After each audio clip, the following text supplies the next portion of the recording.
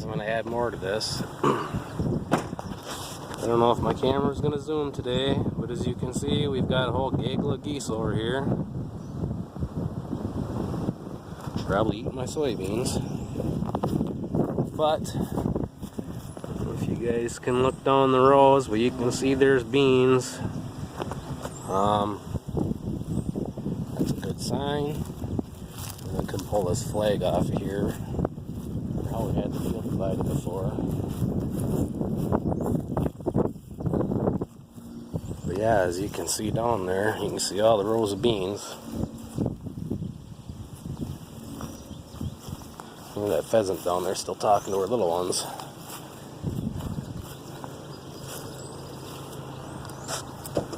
So yeah, these are no-till beans.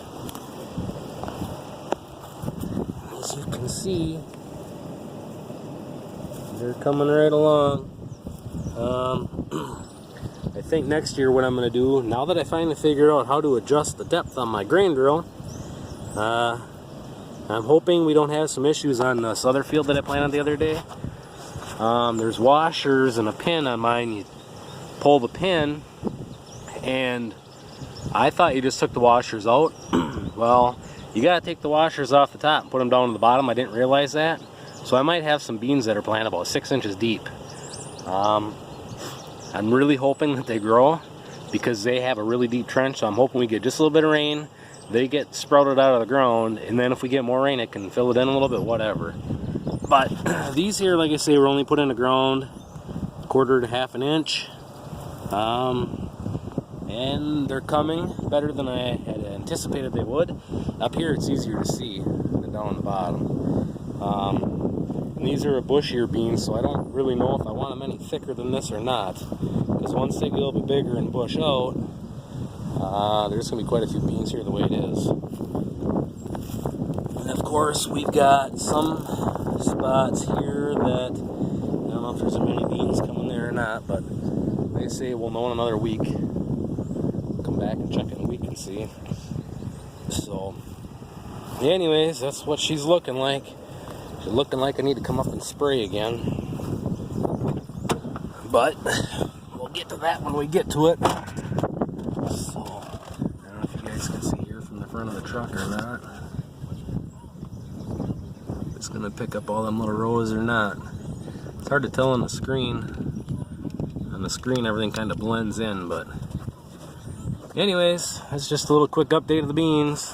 Maybe I'll record all the way up to where the winter rye was that we planted into, and otherwise I'll probably stop the camera and then have to start it again. And then I just think, dummy, why didn't you just leave the camera go? But I don't know. I don't know if it's picking this up or not.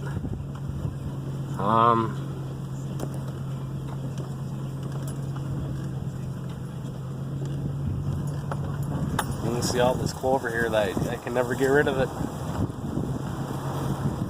You see how it's turning yellow? And then in about 2 weeks it'll be green and growing again.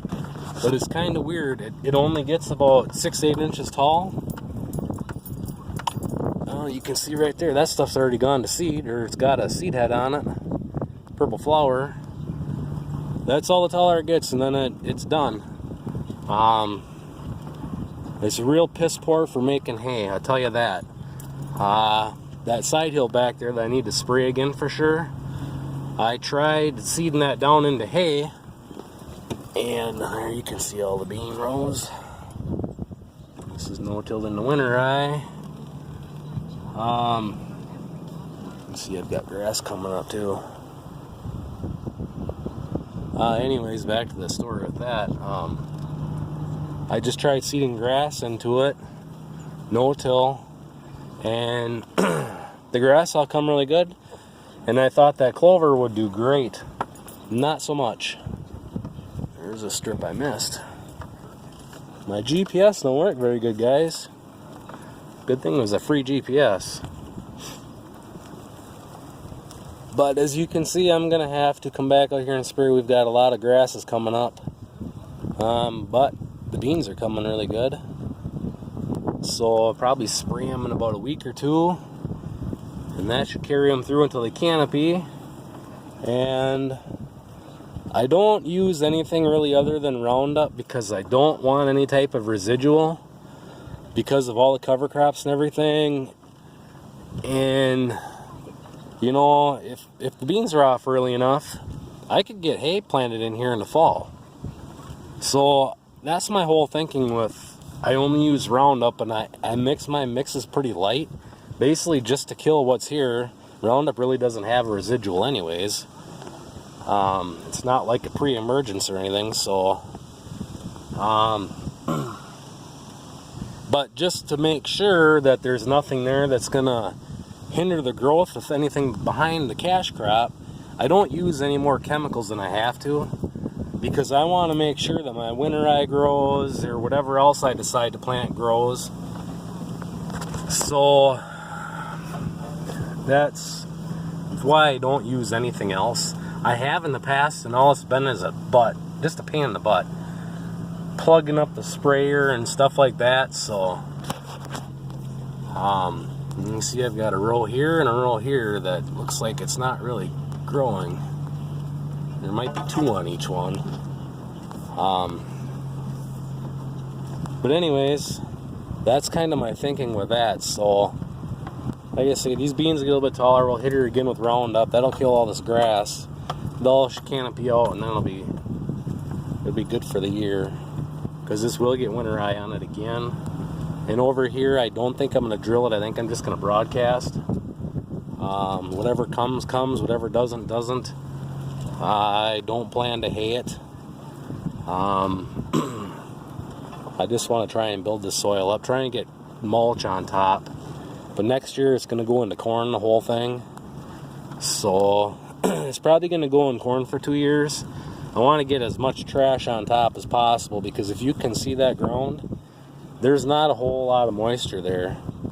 So between the winter rye and all the fodder from the crops, hopefully I can get a good mulch on top of to hold moisture longer. That's really been a problem with this ground ever since I started running it. It's very droughty. It gets dry really fast. So yeah, that's what I'm dealing with. But the beans are coming. So anyways, guys, thanks for watching. Comment, rate, subscribe. Any questions, comments, concerns, advice, whatever, feel free to leave them, and I will get back to you. Thanks for watching, everybody. See ya.